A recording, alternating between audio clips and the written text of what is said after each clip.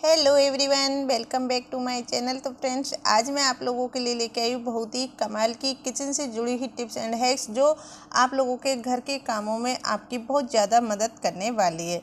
चलिए फिर देख लेते हैं बहुत ही कमाल की किचन टिप्स। वीडियो पूरी वॉच करना, अच्छी लगे तो लाइक एंड शेयर करना और चैनल पे नए हो तो चैनल को सब्सक्राइब करना बिल्कुल ना भूलें। तो यहाँ पे सबसे पहली वाली टिप्स है अदरक को लेकर। हम अदरक को बाहर रखें तब भी ये सूख जाती है और फ्रिज में हम खुला रख देते हैं तब भी ये सूखी ही जाती है, फिर ये धीरे धीरे ख़राब होने लगती है। तो ये ख़राब ना हो, इसको हम महीनों तक कैसे चलाएं, तो उसके लिए मैं आप लोगों के साथ में टिप्स शेयर कर रही हूँ। तो जब भी आप अदरक को फ्रीज में रखें या फिर बाहर रखें, इस तरह की एक पॉलीथीन लीजिए। पॉलीथीन लेने के बाद में हमको इसको जब भी आप फ्रीज में लगानी है तो पॉलीथीन लेने के बाद में हमें इसमें क्या रखना चाहिए, तो उसके लिए हमें पहले लेना है टिश्यू पेपर और टिश्यू पेपर में आप डाल लीजिए नमक। जी हाँ फ्रेंड्स, यहाँ आप 2 से 3 चम्मच नमक डाल लीजिए। बड़ा स्पून भर के मैंने नमक ले लिया है और नमक को आप जो हम खाना में यूज़ में लेते हैं खाने में वही वाला हमको नमक लेना है। तो यहाँ पे 2 टेबल स्पून नमक लिया है और नमक को अब किसी धागे या फिर किसी रबड़ गैजेट वगैरह से आप इसको अच्छे से कस दीजिए। कस कर इसमें पैक करके रख दीजिए। तो यहाँ पे मैं इस पर एक गैजेट लगा देती हूँ, जिससे क्या होगा कि ये नमक ये हमारा इधर उधर गिरेगा नहीं। तो इस तरीके से जो नमक है उसको आप इसमें लगा दीजिए। इसमें रखने से क्या होगा कि अब आप इसमें अदरक को रख दीजिए। आपकी जो अदरक है ना तो ये जल्दी से सूखेगी और ना ही ये जल्दी से ख़राब होने वाली है। आप इसे महीनों तक फ्रिज के बाहर भी रख सकते हो और फ्रिज में अंदर भी रख सकते हो। तो इस तरीके से आप कस के डॉट लगा दीजिएगा। छोटी सी टिप्स है, उम्मीद करती हूँ आपको पसंद आई होगी। चलिए फिर देख लेते हैं अगली वाली टिप। यहाँ हमें गैस पे रख देना है गर्म होने के लिए पानी आप आपकी क्वांटिटी के हिसाब से ले लीजिएगा। यहाँ पे मैंने 1 घंटी भर के पानी लिया है और उसमें एक बड़ा स्पून भर के 1 चम्मच मैंने हल्दी का डाल दिया है।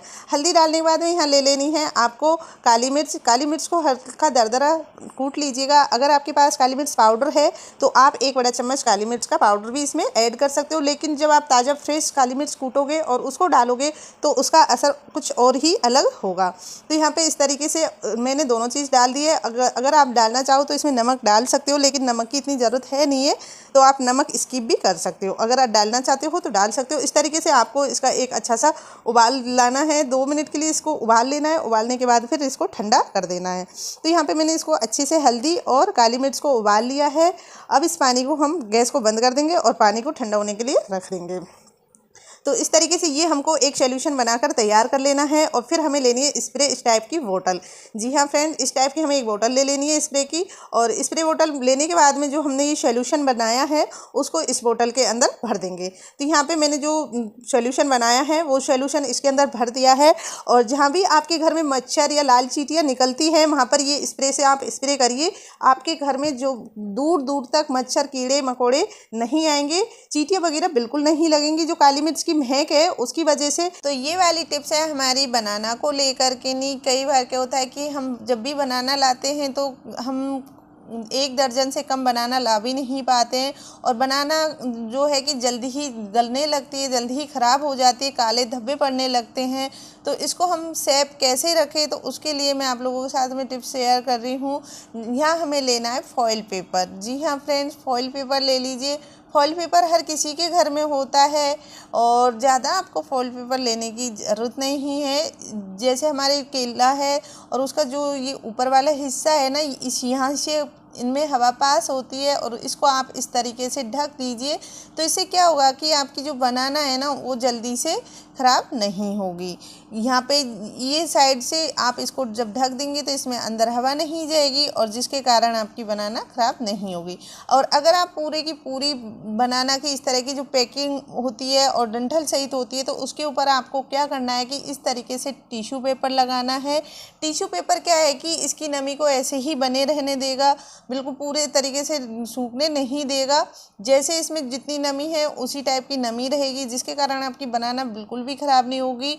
और ऊपर से फिर इसके आप फॉइल पेपर लगा दीजिए।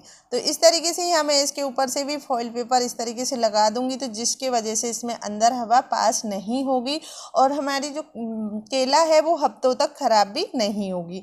तो आप इस तरीके से बच्चों को एक एक देकर हफ्तों तक केला जो पूरी दर्जन की दर्जन लेके आती हो तो उसको अच्छे से यूज़ में ले सकती हो बिना ख़राब हुए। तो इस तरीके से आप कि बनाना भी घर पे सेफ बच जाएगी। उम्मीद करती हूँ आपको ये वाली टिप्स पसंद आई होगी। छोटी छोटी टिप्स है, आपके घर के कामों में आपकी बहुत ज़्यादा हेल्प कर सकती है। तो वीडियो अच्छी लगे तो लाइक कर देना, शेयर कर देना और कमेंट करके ज़रूर बताना कि आपको ये टिप कैसी लगी। चलिए फिर देखते हैं अगली वाली टिप्स। अगली टिप्स है इस तरह की छलनी को लेकर। चाय छलनी भी होती है, दूध वाली भी छलनी होती है, पानी भी भरने के लिए छलनी होती है। तो ये वाली छलनियाँ हमारी धीरे धीरे इस तरीके से गंदी होने लगती है। तो इसको हम कैसे साफ़ करें बिना ज़्यादा टाइम खर्च किए, तो इसके लिए मैं आप लोगों के साथ में बहुत अच्छी टिप्स शेयर कर रही हूँ। यहाँ पे हमें लेना है हल्का गुनगुना पानी। तो यहाँ पे मैंने गर्म पानी लिया है और उसमें मैंने 1 चम्मच मीठा सोडा कर दिया है, यानी कि बेकिंग पाउडर। और पाउडर के अलावा हमें एक और चीज़ करनी है, वो हमें यहाँ पे लेना है विम बार जेल। तो यहाँ पे मैंने विम बार जेल लिया है और इन दोनों को आप अच्छे से मिक्स कर दीजिए। इसको मिक्स करने के बाद में जैसे आपकी दूध छानते हो, रोज़ रोज़ दूध छानते हैं और वो छलनी ख़राब होने लगती है, जिस तरीके से मैंने ये वाली मेरी जो छलनी है, ये मेरी दूध छानने वाली छलनी है, ये इतनी ख़राब हो जाती है कि कभी कभी इससे दूध निकल नहीं पाता है, क्योंकि जो इसमें घी होता है वो जम जाता है बार बार दूध छानते हैं। तो ये वाली छलनी का जो चिकनाहट है वो चुटकियों में साफ़ हो जाएगी।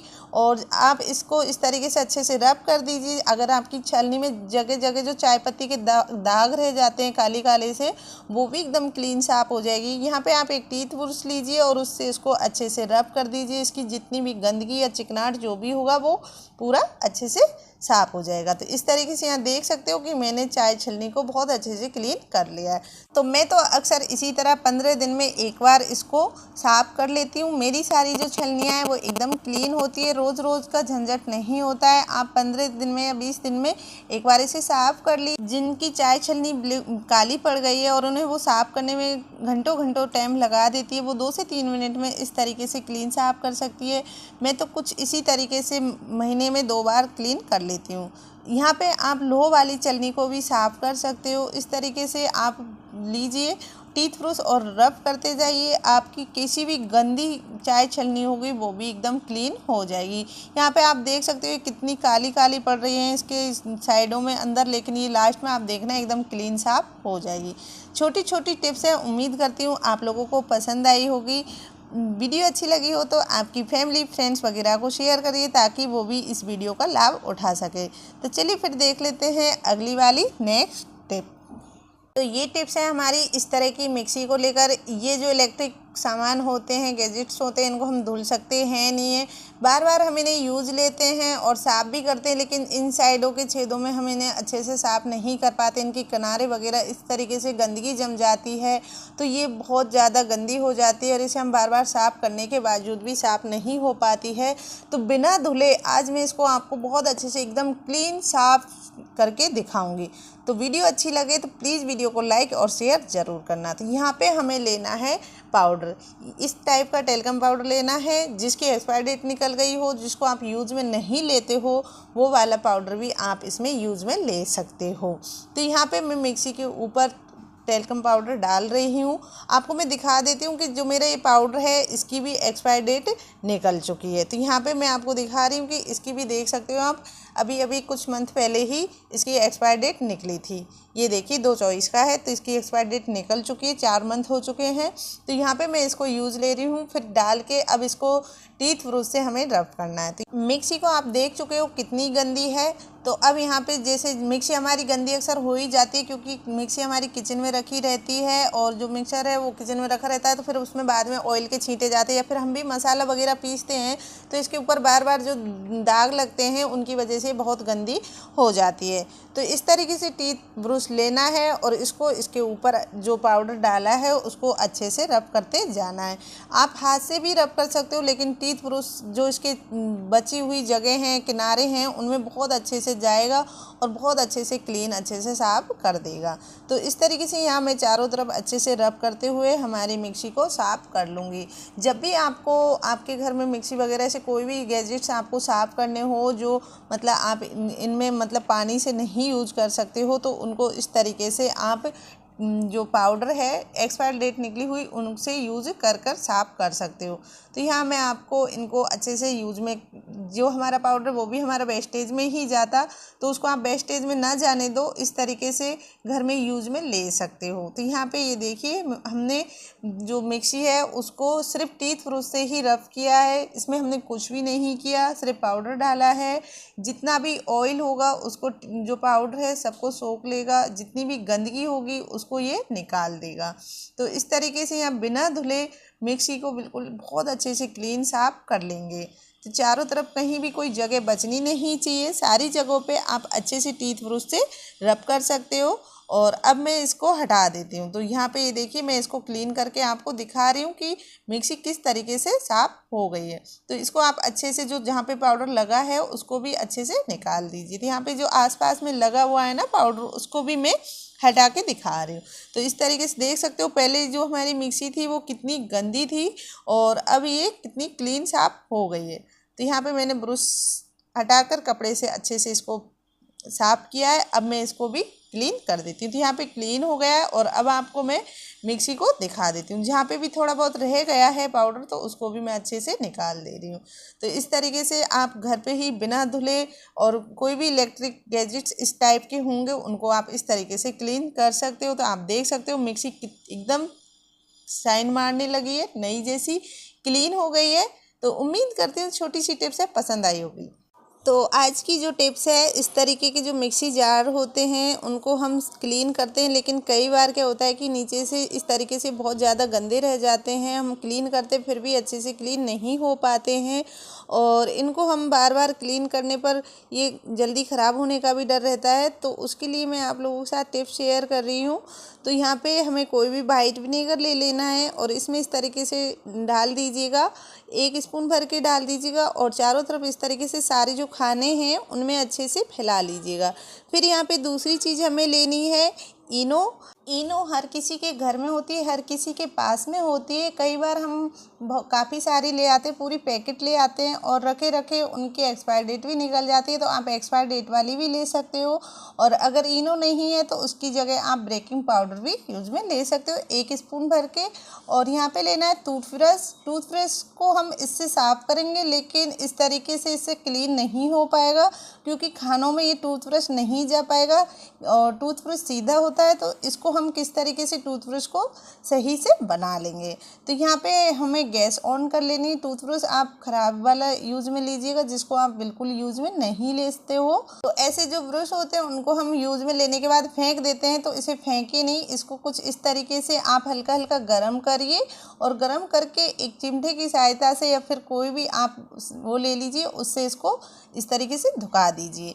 तो यहाँ देखिए मैं इस तरीके से जो टूथब्रश है उसको मैं हल्का हल्का गर्म करती जाऊंगी, और कुछ इस तरीके से मैं इसको धुका लेती हूँ। तो यहाँ पे इस तरीके से एक बहुत बढ़िया वो बनकर तैयार हो गया है ब्रश। और अब इससे हम करेंगे मिक्सी के जार को साफ। तो यहाँ पे गैस मैंने ऑफ कर दी है, और अब मैं आपको इससे साफ़ करके दिखाऊंगी। बहुत ही इजी, आप चारों तरफ से बहुत अच्छे से मिक्सी की जो जार है उसको नीचे से क्लीन कर लोगे।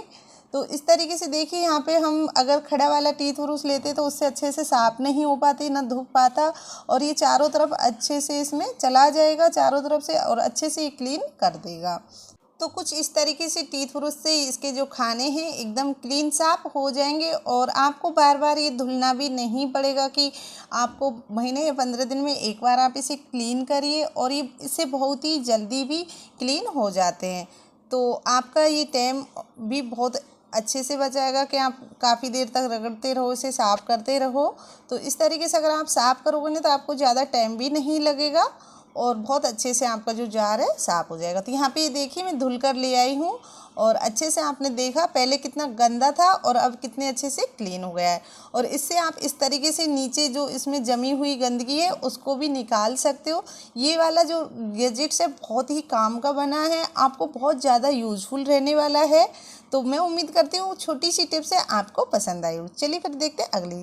तो यहाँ पे जो हम इस तरीके से सिंक के पास बर्तन वगैरह धोते हैं और साबुन को इस तरीके से रख देते हैं, और जो बाकी के जो बचे हुए जूने हैं उनको भी हम कुछ इस तरीके से रखते हैं, तो इसमें पानी हो जाता है साबुन में, और साबुन हमारा बहुत ज़्यादा वेस्टेज में जाने लगता है। और यहाँ पे चारों तरफ बहुत ज़्यादा सफ़ेद सफ़ेद सा हो जाता है साबुन की वजह से, और बहुत ज़्यादा गंदा लगने लगता है, ख़राब लगने लगता है। तो उसके लिए मैं बहुत अच्छी टिप्स लेके आई हूँ। तो क्या करना है कि इस तरीके जो डिब्बे होते हैं प्लास्टिक के, हमारे घर में कुछ ना कुछ आते ही रहता है इनमें, और इनको हम किस तरीके से यूज़ में लेंगे तो वो भी मैं आपको बता देती हूँ।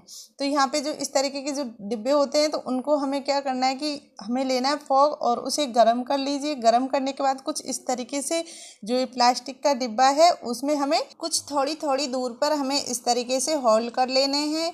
तो यहाँ पे इस तरीके से हमने फॉग से इसमें छेद कर लिया। उसके बाद में हमें नाइफ़ लेना है और इस तरीके से इसको कट कर लेना है। तो यहाँ पे अब हमने इसको बनाकर तैयार कर लिया है, और यहाँ पे इस तरीके से जहाँ बच गए वहाँ पे भी मैं और होल्ड कर देती हूँ। तो यहाँ पे इस तरीके से मैंने एक गैजेट बनाकर तैयार कर लिया है। तो अब हम इसे किस काम में लेंगे तो वो भी मैं आपको आगे बताती हूँ। तो यहाँ पे हमारे जो जूने वगैरह होते हैं जो इस तरीके से हम पटक देते हैं, तो उनको इस तरीके से आप रखिए। तो यहाँ पे इस तरीके से रखोगे तो इसके अंदर जो पानी है वो इसी के अंदर जाएगा, तो वो नीचे गिरेगा नहीं। और आप जब भी इसको रखो तो इस तरीके से नहीं, बल्कि इसको इधर रखिए और साबुन को उधर रखिए। तो ये देखने में भी सुंदर लगेगा, और आपके घर में जो गंदगी होती है यहाँ साबुन की वजह से वो भी नहीं होगी। तो उम्मीद करती हूँ छोटी सी टिप्स है आप लोगों को पसंद आई होगी। तो प्लीज़ वीडियो को लाइक एंड शेयर ज़रूर करना। तो चलिए फिर देख लेते हैं अगली वाली टिप्स। तो ये वाली टिप्स है अचार को हम लंबे समय तक कैसे रखें। जब भी हम अचार बनाते हैं उसको हमें किस तरीके से रखना चाहिए ताकि वो लंबे समय तक अच्छे से चले, ख़राब ना हो, उसमें साइडों में जो फफूंद लगती है वो फफूंद ना लगे। तो जब भी आप कोई कंटेनर या डिब्बे में अचार भरते हो तो उसमें इस तरीके से आप ऑयल डालिए। जो आप जिस ऑयल में आप अचार बनाते हो वही वाला ऑयल आप इसके अंदर करिए, और इस तरीके से कुछ डिब्बे में चारों तरफ उसको लगा लीजिए। तो यहाँ पे जब आप इस तरीके से डिब्बे में चारों तरफ अचार फैला लोगे ना, तो उससे क्या होगा कि जब आप कंटेनर में अचार भर के रखोगे तो वो चारों तरफ इसमें डिब्बे में ऑयल लगने की वजह से बिल्कुल भी ख़राब नहीं होगा, क्योंकि ऑयल में बिल्कुल भी वो नमी नहीं रहती, एक चिकनाहट हो जाती है, और जिसके कारण से और जो अचार है वो बिल्कुल भी ख़राब नहीं होता है। और अचार को इस तरीके से आप पैक करके रखिए। अगर आप इसके बावजूद भी आपको अगर लगता है कि अचार हमारा ख़राब हो जाएगा, तो उसके लिए आप और ज़्यादा 2-4 सालों के लिए चलाना चाहते हो, तो इसमें आपको क्या करना है कि इसमें एक डिब्बे में आपको कोई फ्रूट वाइट विनेगर ले लेना है। तो ये वाला वाइट विनेगर आप इसमें यूज़ में ले सकते हो। आप अंदाज से नहीं तो 1 स्पून भर के डाल दीजिए एक डिब्बे में, मतलब ज़्यादा अचार हो तो। अगर थोड़ा सा है तो 2 से 4 बूंद डालिएगा। आपके पास 1 kg समथिंग हो तो 2 से 4 बूंद डालिएगा। और अगर आपके पास 4 से 5 किलो अचार है तो उसमें 1 स्पून भर के वाइट विनेगर डाल दीजिए। आपका 1-2 साल तक बिल्कुल भी अचार ख़राब नहीं होगा, बिल्कुल भी फफूंद नहीं लगेगी। और इस तरीके से कसकर आप रख दीजिए और इसको थोड़ा सा सिप कर दीजिए, जिससे क्या होगा कि ये अच्छे से इसमें मिक्स हो जाएगा। तो मैं उम्मीद करती हूँ छोटी सी टिप्स है आपको पसंद आई होगी, तो आप भी एक बार ज़रूर ट्राई करना। चलिए फिर देखते हैं अगली वाली टिप।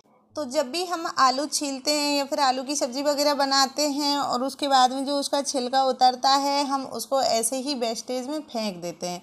तो आज मैं आपको इसके कई सारे फ़ायदे, कई सारे यूज़ बताऊंगी कि आप इसी तरह वेस्टेज में इनको ना फेंकें। इनका भी बहुत कमाल का यूज़ होता है। तो आज जो आप आलू की टिप्स देखने वाले हो छिलके की, तो आपको कैसी लगे वो कमेंट करके ज़रूर बताना। तो चलिए फिर आज हम देख लेते हैं आलू के छिलके का यूज। इसमें कई सारे यूज़ होते हैं, लेकिन मैं अभी फ़िलहाल में एक ही यूज़ बता रही हूँ। तो फिलहाल में बारिश का मौसम है या फिर सर्दी हो, हम जब भी शूज़ वगैरह धुलते हैं तो इनको सूखने में काफ़ी टाइम लगता है, तो हमें इन्हें धुलना भी ना पड़े और ये अच्छे से क्लीन हो जाए। तो यहाँ पे आप देख सकते हो दोनों जोड़ी शूज़ रखे हैं। यहाँ मैंने चमड़े की जूती भी रखी है और नॉर्मल ऐसे वाले भी शूज़ रखे हैं। इन पे एकदम नेचुरल नई जैसी शाइन आ जाएगी, इनकी पॉलिश करने की भी आपको बिल्कुल ज़रूरत नहीं पड़ेगी। तो यहाँ पे छिलका लेना है और इस तरीके से छिलके से पूरे जो शूज है उसके ऊपर अच्छे से रब कर देना है। इस पर कैसा भी स्क्रैच लगा होगा शूज के ऊपर, कैसी भी गंदगी जमी होगी, सबको एकदम बहुत अच्छे से ये क्लीन कर देगा। तो यहाँ पे ये देखिए मैंने इस तरीके से कुछ आलू का छिलके लिए हैं और लेने के बाद में कुछ सूज को इस तरीके से रब कर दिया है। अब यहाँ मैं आपको चमड़े की जूती को भी रब करके दिखा देती हूँ अच्छे से। तो यहाँ पे ये देखिए मैंने चमड़े के जो जूते होते हैं, जूतियाँ होती है, काफ़ी लोग पहनना पसंद करते हैं, तो उन पे भी इस तरीके से आप जो ये आलू का छिलका है उसे रब करिए और कोई भी आप कपड़ा लीजिए और अच्छे से आप क्लीन कर दीजिए। तो यहाँ पे आप डिफरेंस देख सकते हो कितना डिफरेंट इन दोनों में है।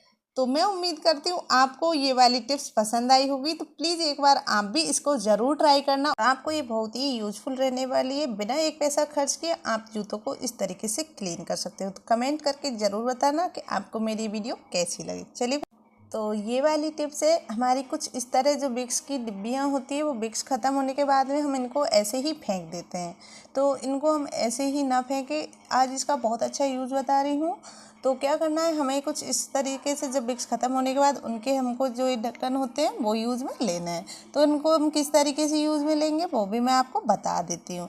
तो क्या होता है कि जब भी हम खाना वगैरह बनाते हैं तो हमारा जो गैस चूल्हा है ये आगे पीछे होता रहता है तुरंत, और हमें खाने बनाने में काफ़ी दिक्कत होती है। तो इनको हमें कुछ इस तरीके से गैस चूल्हे के नीचे लगा देंगे। तो यहाँ पे इस तरीके से हम इनको लगा देंगे तो इनमें एकदम फिट आ जाएंगे। आप इनकी जगह बोतल के भी ढक्कन ले सकते हो, वो भी इनमें बहुत अच्छे से फिट आ जाएंगे।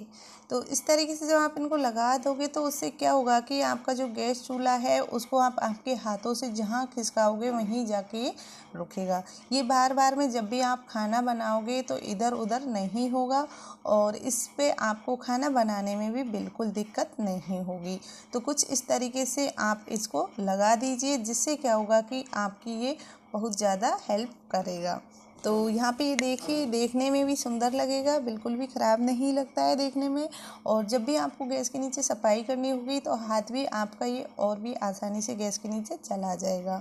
तो इस तरीके से आप गैस चूल्हे पे ये वाले ढक्कन यूज लगाइए। बोतल के भी ढक्कन लगा सकते हो, तो इससे आपका गैस चूल्हा एक जगह पर टिका रहेगा। तो मैं उम्मीद करती हूँ छोटी सी टिप्स है आपको पसंद आई होगी। तो चलिए फिर देखते हैं अगली वाली टिप। तो ये वाली टिप्स है मेरी प्रेस की केबल को किस तरीके से हम फोल्ड करके रखें बिना कोई इसमें गैजेट्स या कुछ भी लगाए हुए। तो यहाँ पे हम जब भी प्रेस कर लेते हैं तो उसके बाद में उसकी जो केबल है उसको रखने में हमें बहुत दिक्कत होती है और ये उधर उधर ही पड़ी रहती है और उसके कारण फिर ये धीरे धीरे टूटने लगती है, ख़राब हो जाती है। तो आज मैं इसका बहुत अच्छी आपको टिप्स बता रही हूँ। तो क्या करना है कि सबसे पहले जब हम प्रेस केबल को सही कर लेंगे और उसके बाद कुछ इस तरीके से हमें गोल गोल राउंड में इनको घुमाकर इनकी घड़ी कर लेनी है। तो यहाँ पे मैंने कुछ इस तरीके से इसको गोल गोल राउंड घुमाया है, फिर उसके बाद में सारी रिंग्स के नीचे से दी है और उसके बाद फिर इसको नीचे से लेकर फिर ऊपर इस तरीके से लिया है। तो यहाँ पे इस तरीके से हमें इसको फोल्ड कर लेना है और उसके बाद आप जब भी आपकी जो फेस है उसके इसके हैंडल में नीचे इस तरीके से फंसा देना है। आप इसे खड़ी रखिए, आड़ी रखिए, जैसे भी आपको रखना है, ये बिल्कुल भी इधर उधर नहीं होगी और आपकी जो प्रेस की केबल है वो बिल्कुल भी नहीं टूटेगी। तो यहाँ पे कुछ इस तरीके से आपको ये फोल्ड करके रख देनी है। तो इस तरीके से जब आप इसको फोल्ड करके रखोगे तो इससे आपकी प्रेस एक जगह पे आराम से रखी रहेगी और इधर उधर नहीं इसकी केबल गिरेगी और ना ही टूटेगी, और इससे आप लंबे समय तक और अच्छे से यूज़ में ले सकते हो और प्रेस भी आपकी लंबे समय तक चलेगी। तो उम्मीद करते हैं छोटी सी टिप्स है पसंद। तो यहाँ पे हम ले लेंगे प्याज आप छोटा या बड़ा कोई भी ले लीजिए और उसको कुछ इस तरीके से कट कर लीजिए। अगर प्याज ख़राब भी होगा तो वो भी चल जाएगा। तो यहाँ पे प्याज को कट करने के बाद में फिर इसको बहुत ज़्यादा महीन कट करना है और इसको हम किस काम में लेंगे तो वो भी मैं आपको बता देती हूँ। तो यहाँ पे हमें क्या करना है कि जैसे अभी फ़िलहाल में बारिश का मौसम चल रहा है और घर में कॉकरोच वगैरह बहुत ज़्यादा निकल रहे हैं, क्योंकि बारिश की वजह से नालियों में पानी बहुत ज़्यादा भर गया है, तो कॉकरोचों को कहीं रहने को जगह नहीं है, तो वो हमारे घरों में बहुत ज़्यादा इधर उधर हो रहे हैं। तो यहाँ पे हम प्याज से कॉकरोच को किस तरीके से घर से निकालेंगे, बहुत आसान ट्रिक है, आपको बहुत ज़्यादा यूजफुल रहने वाली है। एक बार आप इसको ज़रूर ट्राई करना। तो यहाँ पे मैंने प्याज को कुछ इस तरीके से कट कर लिया है, फिर एक बाउल में इनको निकाल लेंगे। तो यहाँ पे कुछ इस तरीके से हम इस बाउल में निकाल लेंगे और इसमें हमें एक और चीज़ क्या मिलानी है तो वो भी मैं आपको बता देती हूँ। जो प्याज की महक है उससे आपके घर में कॉकरोच बिल्कुल नहीं रुकेंगे। तो यहाँ पे इसमें हमें दूसरी चीज़ डालनी है डिटॉल। तो यहाँ पे कुछ बूंदें हमें इसमें डिटॉल की डाल देनी है, ज़्यादा हमें नहीं करना है। तो इस तरीके से इसी में हम इसको मिक्स कर देंगे। तो यहाँ पे मैंने डिटॉल लिया है और उसके बाद में डिटॉल को इसमें अच्छे से हमें मिक्स कर देना है। प्याज और डिटॉल दोनों को अच्छे से मिक्स कर देंगे और फिर मिक्स करने के बाद में जब भी आप शाम को खाना वगैरह बना लो, सारा काम क्लीन कर लो किचन को, तो उसके बाद में आपको किचन में जैसे सिंक है या फिर गैस के पास जहाँ आपको लगता है कि हमारे घर में यहाँ पे हमें कॉकरोच ज़्यादा आते हैं, तो वहाँ पे कुछ इस तरीके से आपको इसको डाल देने हैं इनको। तो यहाँ पे इस तरीके से आप जब डाल दोगे तो उससे क्या होगा कि इसकी जो बहुत तेज़ जो महक आती है, तो उसके कारण आपके घर में कॉकरोच बिल्कुल भी नहीं आएंगे, वो नाली में ही रहेंगे, वो बिल्कुल भी बाहर नहीं निकलेंगे। इस टिप को आप एक बार ज़रूर ट्राई करना। मैं अक्सर कुछ इसी तरीके से करती रहती हूँ, तो मेरे घर में कॉकरोच बहुत कम आते हैं, नहीं आते हैं। तो जहाँ पे भी आप जब खाना आना बना चुके होते हो, तो उसके बाद में आप शाम की टाइम कुछ इस तरीके से प्याज और डिटॉल दोनों को मिक्स करके जो नाली वगैरह होती है उन पर डालिए, बिल्कुल भी कॉकरोच नहीं आएंगे। तो मैं उम्मीद करती हूँ आपको ये टिप पसंद आई होगी। चलिए फिर देख लेते हैं अगली वाली नेक्स्ट टिप। ये टिप्स है फूल झाड़ू को लेकर। अक्सर हम फूल झाड़ू नया लेके आते हैं और उसमें भूसा बहुत ज़्यादा निकलता है और उससे हम झाड़ू लगाते हैं तो घर साफ़ होने की बजाय और ज़्यादा गंदा हो जाता है, क्योंकि जब भी हम नए झाड़ू से झाड़ू लगाते हैं तो झाड़ू लगाने पर उसका जो कचरा होता है भूसा वाला, वो बहुत ज़्यादा निकलता है और घर में इधर उधर ही उड़ता रहता है। तो इसको हम किस तरीके से क्लीन करें, और सबसे पहले हमें जब नया झाड़ू लेके आएँ तो हमें इसे झाड़ू कहाँ लगानी चाहिए वो भी मैं आपको बताऊंगी। तो यहाँ पे हम कुछ इस तरीके से ब्रश लेंगे और ब्रश लेने के बाद में फिर झाड़ू के ऊपर हम कुछ इस तरीके से इसको रब कर देंगे। इससे इस तरीके से रब करेंगे तो झाड़ू की जो भूसा है जो उसमें निकलता है फुसफुसा सा, वो एकदम क्लीन साफ़ हो जाएगा। तो कुछ इस तरीके से हम बीच बीच में से भी इसको अच्छे से ब्रश मार लेंगे। बहुत कमाल की टिप्स है फ्रेंड्स, आप एक बार इसको ज़रूर ट्राई करना, आपको बहुत ज़्यादा काम आएगी, बहुत यूज़फुल हैक्स है। आप एक बार ट्राई करोगे ना तो फिर बार बार जब भी आप झाड़ू लेके आओगे तो कुछ इसी तरीके से आप आपके झाड़ू को क्लीन करने वाले हो। तो यहाँ पे झाड़ू पे से अच्छे से हम इसको क्लीन कर लेंगे। जब भी हम झाड़ू लाते हैं तो हम उसको या तो दीवार पे मार के सही करते हैं, फिर हाथों से रगड़ते हो, तो उसके इस तरीके से करने से क्या होता है कि झाड़ू बहुत जल्दी टूटने लगता है। तो हम बस इस तरीके से कुछ ब्रश ही हमें इसके ऊपर रगड़नी है। तो ब्रश इस तरीके से रगड़ेंगे ना तो इससे इसकी सारी जो इसके अंदर भूसा रहता है, मया मया सा चूरा सा, वो पूरा निकल जाएगा। और निकलने के बाद में जब आप झाड़ू लगाओगे तो इससे बहुत अच्छे से झाड़ू आपके घर में निकलेगा और ये टूटेगा भी नहीं और ये लंबे समय तक भी चलेगा। तो कुछ इस तरीके से यहाँ मैं आपको दिखा देती हूँ इसकी जो सारी इसमें जो महीन महीन सा भूसा था वो किस तरीके से निकल कर साफ हो गया है। यहाँ बीच में से भी मैंने इसमें से सारा जो इसके अंदर कचरा था वो पूरा अच्छे से निकाल दिया है। तो अब इस तरीके से हम इसको साफ कर लेंगे, अच्छे से इसकी जितनी भी गंदगी होगी उसको निकाल देंगे। तो यहाँ आप देख सकते हो कितनी सारा इसमें से कचरा निकला है। तो कुछ इस तरीके से इसमें से कचरा निकला है। अब बताओ, आप जब भी हम घर में झाड़ू लगाते हैं या फिर हम इसको फटकारते तो हमारे नाकों में इसकी गंदगी जाती है, जिससे हमें छींक आने लगती है, हमें एलर्जी भी होने लगती है। तो आप इस तरीके से इस टिप को अपनाइए, जिससे आपको सारी जो दिक्कत होने वाली है उनसे आपको फुर्सत मिल जाएगी। तो कुछ इस तरीके से आप इसे क्लीन कर लीजिए। तो मैं उम्मीद करती हूँ छोटी सी टिप्स है आपको पसंद आई होगी। और रही बात झाड़ू लगाने की, तो सबसे पहले हम जब भी झाड़ू लगाए तो या तो आप किचन से शुरू करिए या फिर मेन गेट के बाहर से शुरू करिए। सबसे ज़्यादा अच्छा होता है, शुभ माना जाता है किचन में से झाड़ू लगाना। तो सबसे पहले आप किचन से झाड़ू लगाइए, उसके बाद घर में और जगह से झाड़ू लगाइए। तो ये वाली टिप्स हैं हमारे स्टील के बर्तनों को लेकर। जब भी हम स्टील की कढ़ाई या भगोनी, हम कुछ भी स्टील का गर्म करने सब्ज़ी वगैरह बनाते हैं या फिर हम दूध वगैरह गर्म होने के लिए रख देते हैं और हम अक्सर सब्ज़ी हमारी लग ही जाती है, भगोनी इस तरीके से जल जाती है या फिर हमारी कढ़ाई वगैरह जल जाती है, तो हम उनको किस तरीके से क्लीन करें बिना कोई ज़्यादा मेहनत के, बिना कोई ज़्यादा पैसे खर्च किए, हमें घंटों घंटों इसको रगड़नी ना पड़े। तो उसके लिए हमें क्या करना है कि यहाँ लेना है हमें कोलगेट। तो यहाँ पर आप कोई भी कोलगेट ले सकते हो, वाइट टूथपेस्ट टूथपेस्ट ले सकते हो। और उसके बाद में फिर आपको इसमें सादा कोई भी नॉर्मल सा पानी डाल देना है, हल्का गुनगुना। और पानी डालने के बाद में फिर आपको इस तरीके की फॉइल पेपर ले लेना है। अगर आपके पास में जैसे बच्चे स्कूल जाते हैं उनके टिफ़िन से बचता है वो वाला फॉइल पेपर भी आप इसमें यूज़ में ले सकते हो, और क्योंकि वो वेस्टेज में हम उसको ऐसे ही फेंकते हैं। या फिर आप कुछ इस तरीके से ये वाला भी फॉइल पेपर यूज में ले सकते हो। फिर यहाँ पे आपको इनको अच्छे से इस तरीके से रब करना है। कुछ ही देर के लिए आपको इनको रब कर देना है। 2 से 3 मिनट में आपकी भगोनी या कढ़ाई जो भी आपका सामान होगा घर का एकदम नए जैसा क्लीन चमकने लगेगा। कैसे भी जला होगा, कितने भी खराब काला पड़ गया होगा, वो भी एकदम क्लीन साफ हो जाएगा। तो कुछ इस तरीके से हमें इसके ऊपर रब कर देना है। तो यहाँ पे मैंने 2 से 3 मिनट के लिए इसको अच्छे से रब किया और उसके बाद में इसको धुल दिया। और अब आप देख सकते हो ये एकदम कितने अच्छे से क्लीन साफ हो गई है। तो यहाँ पे ये देखिए इसका सारा कालापन छूट गया और एकदम क्लीन साफ हो गई है। मैं उम्मीद करती हूँ वीडियो आपको पसंद आई तो प्लीज़ लाइक एंड शेयर और चैनल को सब्सक्राइब ज़रूर करें। उम्मीद करती हूँ आपको मेरी ये टिप्स पसंद आई होगी। इसी तरह की यूज़फुल टिप एंड ट्रिक्स देखने के लिए मेरे चैनल को फॉलो करें और इसी तरह की यूज़फुल टिप्स और लेके आती रहूँगी। तब तक के लिए take care, bye bye, Radhe Radhe all of you friends. और कमेंट करके ज़रूर बताना कि आप मेरी ये वीडियो कहाँ से देख रहे हो। राधे राधे फ्रेंड्स।